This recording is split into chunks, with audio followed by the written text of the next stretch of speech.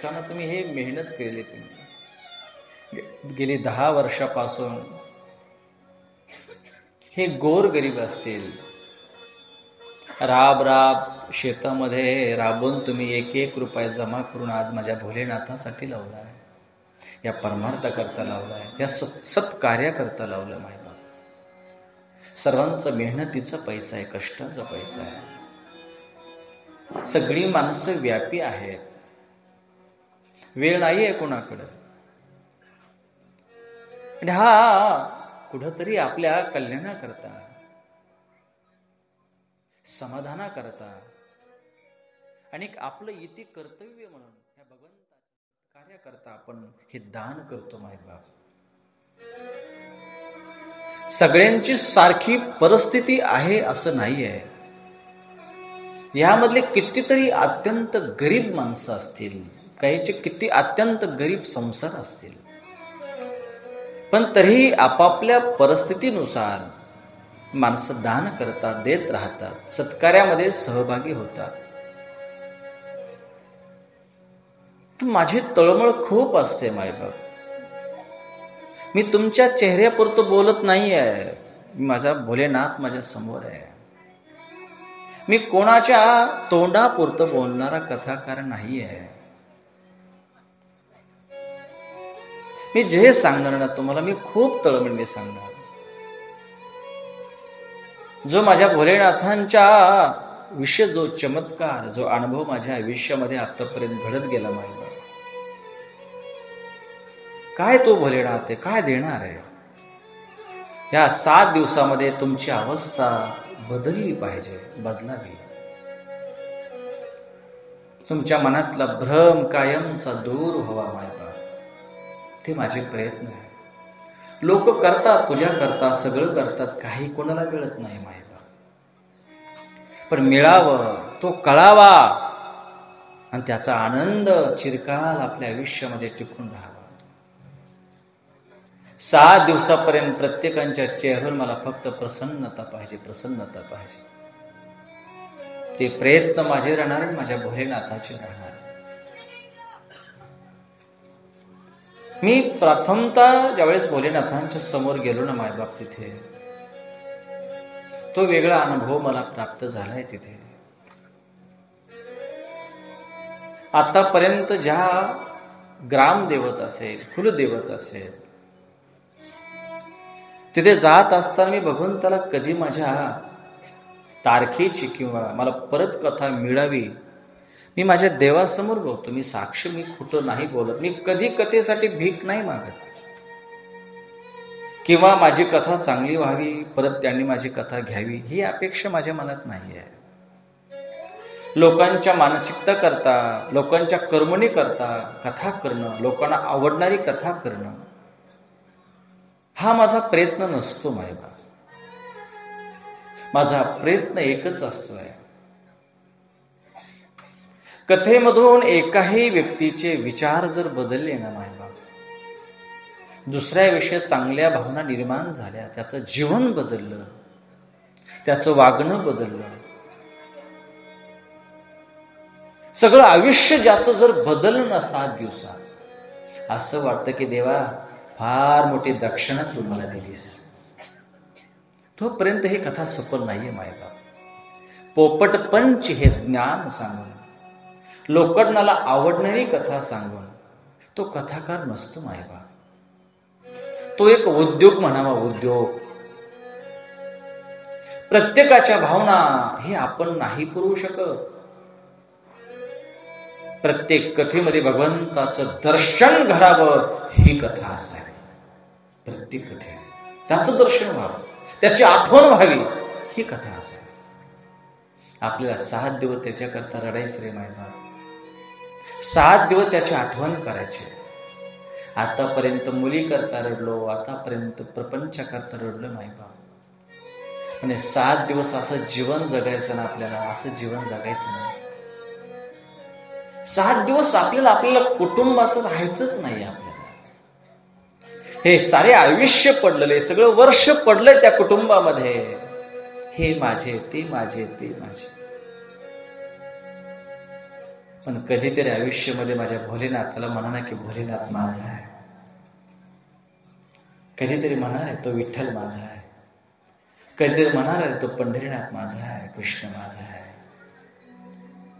7 दिवसाचं जे नातं आहे ना मायबाप, आपल्या वेडपिस व्हायचंय 7 दिवसामध्ये. त्याच्या व्यतिरिक्त दुसरं काहीही करायचं नाही 7 दिवस. बास फक्त तो आणि आपण, बास हे 7 दिवस सांगतो मी. करून बघा रे, करून बघा मायबाप. तुम्हाला कधी कुठं जायची आवश्यकता पडणार नाही.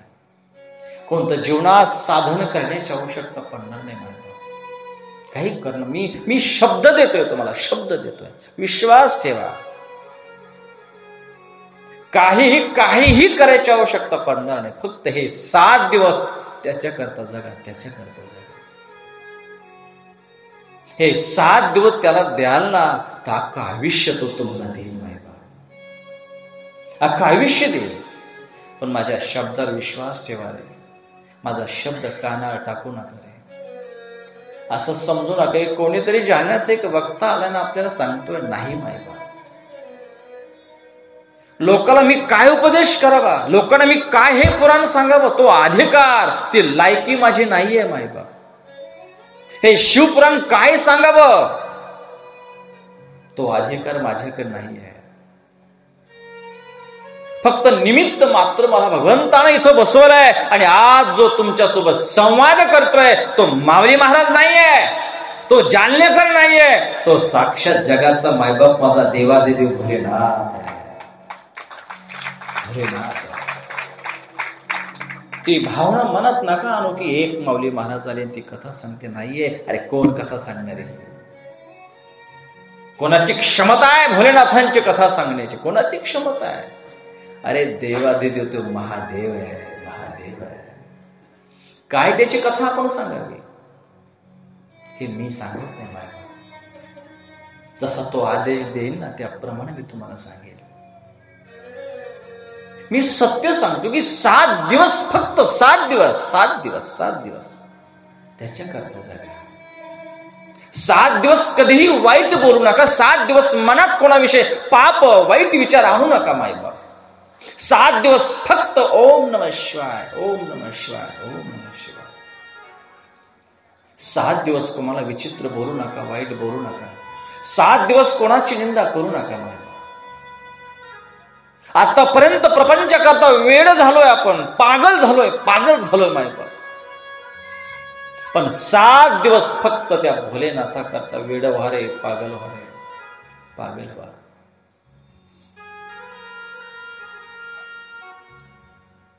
पागल झालोय संसार करता.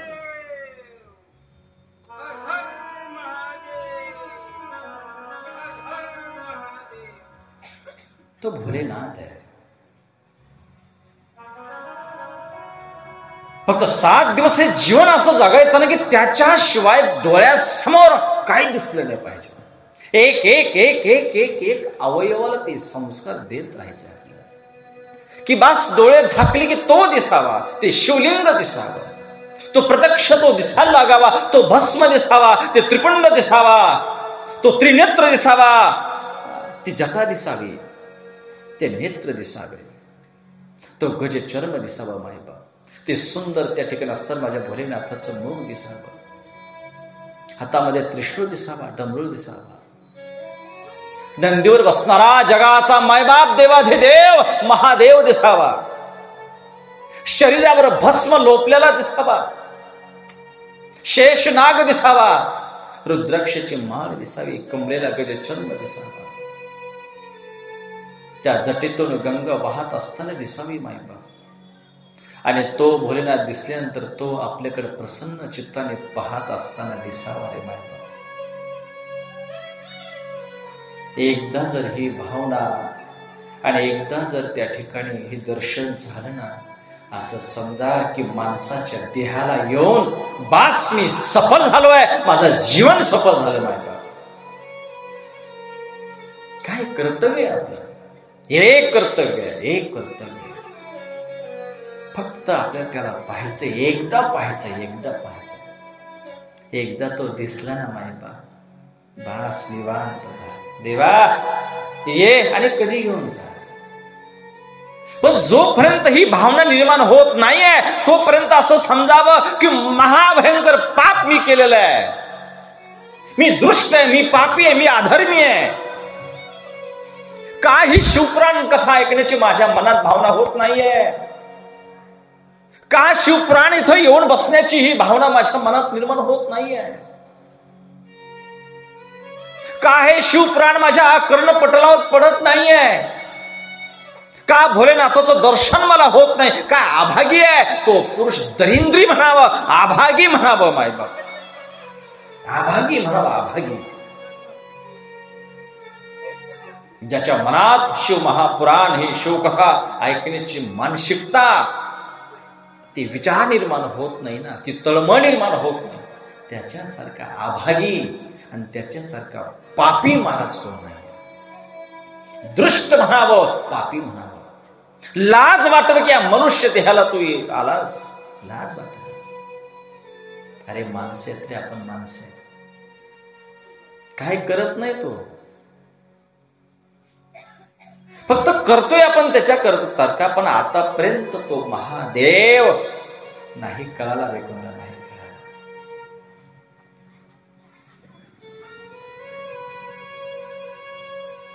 ही अवस्था बदलण्याकरता हे शिव महापुराण कथा अत्यंत महत्वाची आहे, अत्यंत महत्वाची आहे. म्हणून हे 7 दिवस त्याच्याकरता जगायचे आपल्याला, मायबाप 7 दिवस त्याच्याकरता जगायचे. तुम्ही 7 दिवस जगलात ना, जगलात रे, जगलात, अमर झालात. तो कळणं अत्यंत महत्वाचं आहे.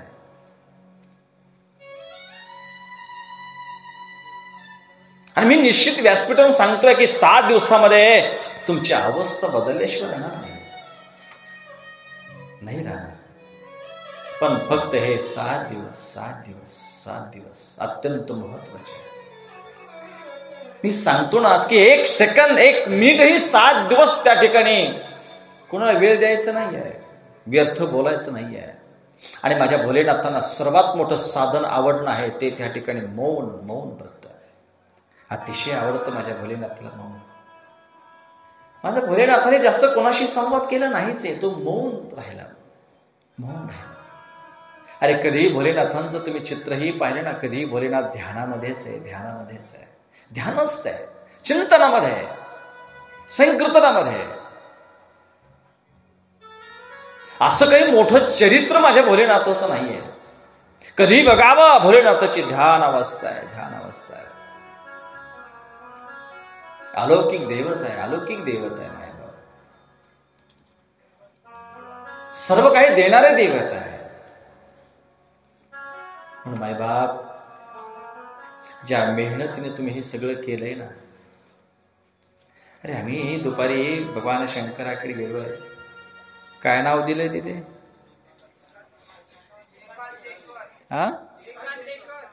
एकांतेश्वर. अच्छा, एकांतेश्वर. पहिल्यांदा ऐकलं बरं, एकांतेश्वर. छान. म्हणजे जो भगवंताचा मूळ स्वभाव आहे एकांतात राहणे. आणि खरंच नाव ठेवणारे विचारपूर्वक नाव ठेवलं बरं का, धन्यवाद आहे. एकांतेश्वर. आणि खरंच एकांतात ते नदीच्या कडेवर मस्त शांत आहेत, एकांत आहेत. तिथली शोभा मी पाहिली, एवढी प्रसन्न मला वाटलं, एवढं प्रसन्न वाटलं. ज्यावेळेस मी देवासमोर बसलो मायबाप, मी काय मागितलं ना, मी सांगेल तुम्हाला, 7व्या दिवशी सांगेल. कोणीतरी उभा राहून मला त्या प्रश्नाचं उत्तर द्यावं, मी जे आज पहिल्या दिवशी बोललो. आणि दिल्यानंतर मी सांगेल की मी देवाला हेच मागितलं होतं. काय सुंदर स्वभाव आहे तिथे, काय सुंदर वातावरण आहे, काय प्रसन्नता आहे. असं वाटतात की देव पाहतात. आणि त्या ठिकाणी हे पहिल्यांदा तो चमत्कार घडला मायबाप, की महाशिवरात्रीलाच मला वाटतं भगवंतांना सर्व गावकऱ्याला दर्शन दिले आहे. प्रत्यक्ष माता पार्वती आणि त्या ठिकाणी भगवान शंकर तिथे प्रगटच आहे. अरे तो भास, ते प्रत्यक्ष स्वरूप आज सर्वांना त्याचं दर्शन होणं हे अलौकिक आहे. प्रत्येकाची भावना, प्रत्येकाची श्रद्धा ही त्याला कारणीभूत आहे. माहिती फार सुंदर वातावरण आहे, फार सुंदर आहे. आणि इथं आल्यानंतर पाहतो तर काय सुंदर आहे. कारण माझ्या या प्रवासामध्ये जे आज ही सुंदरता, स्वच्छता, ही पूजा एवढी सुंदर पाहतोय ना, मी आतापर्यंत एवढी सुंदर पूजा कुठेही पाहिली नाही, कुठंच नाही पाहिली. एवढी सुंदर पूजा, काय टवटवीतपणा आहे की असं वाटतं की माझे पवन सुद्धा हनुमंत किती जवळ बसले, माझ्या किती जवळ बसले. आणि कथा करता करता ते स्पष्ट दिसतात. ही पहिली कथा आहे, ही पहिली कथा आहे. काय सुंदर केले वातावरण तुम्ही. या कार्याला खरंच मला तर वाटतं तुमच्या करता, या सर्व संयोजका करता एकदा जोरात टाळी झाली पाहिजे, जोरात टाळी झाली पाहिजे. म्हणून मायबाप, ही जी मेहनत तुम्ही करताय, हा पैसा खर्च करताय, त्याचा एक एक रुपयाची किंमत तुम्हाला मिळावी याकरता ही तळमळ माझी आहे. एक एक रुपयाची. आज गोर गरिबांना त्या ठिकाणी आपल्या संसारामधून कष्टातून जो पैसा इथं लावलाय ना तुम्ही कथेला, आज जे आम्हाला हे विद्वान कलाकार आहेत मायबाप, मोठ्या विद्वान लोकांसोबत, वक्त्यांसोबत राहणारे ही कलाकार आहेत. आपलंही भाग्य ती आपल्याला मिळाली. त्यांना इतके दुरून आपल्या करता येणं, आम्ही जाणलेवून आपल्या करता येणं, एवढा पैसा तुम्ही खर्च आमच्या करता केलाय. पण माझी तळमळ असते की प्रत्येकाच्या एक एक रुपयाची कथेमध्ये किंमत व्हावी, हा माझा प्रयत्न असतो की तुमचा पैसा फुकट जाऊ नये, फुकट जाऊ नये. आज जो कष्टाचा पैसा परमार्थाला लावलाय, मग त्याचा आनंद हा आपल्याला मिळाला पाहिजे, मिळाला पाहिजे. का नुसतं मंडप द्यायचा, कथाकार बोलायचे, कथा ऐकायची, झाली कथा, काय ऐकलं, काय नाही, शिवकथा लावली होती, चांगली होती बाबा, झालं जिकडे तिकडे. पण ऐकलं काय, तुझ्यात काय बदल झाला, तुझ्या विचारात काय बदल झाला, तुझ्या वागण्यात काय बदल झाला, तुझ्या बोलण्यात काय बदल झाला, तुझ्या सेवेमध्ये काय बदल झाला. जर कथा ऐकून जर माणूस जशाला तसाच राहिला असं समजावी, आपली कथा असफल झाली, सफल नाही झाली. ही कथा प्रत्येकाच्या मनावर, प्रत्येकाच्या हृदयावर राज करणारी ही कथा आहे. जोपर्यंत तुमच्या मनावर ही कथा राज करणार नाही, तोपर्यंत मलाही समाधान नाही आणि तोपर्यंत तुम्हालाही समाधान नाही. समाधान मनावर राज, कथेने एकदा मनावर राज केला रे केला की बास, आपल्याला काही करायची गरज नाही, ते सगळं करून घेतो. नाही सगळं करून घेतो, बरोबर टायमाला उठवणार, चल कथेचा टाइम झालाय, हे सगळं करणार. जोपर्यंत ती अवस्था बदलत नाही तोपर्यंत भगवंताच्या शिवकथेविषयी माणसाचं प्रेम निर्माण होत नाही. हर हर, जोरात म्हणा, हर हर, हर हर.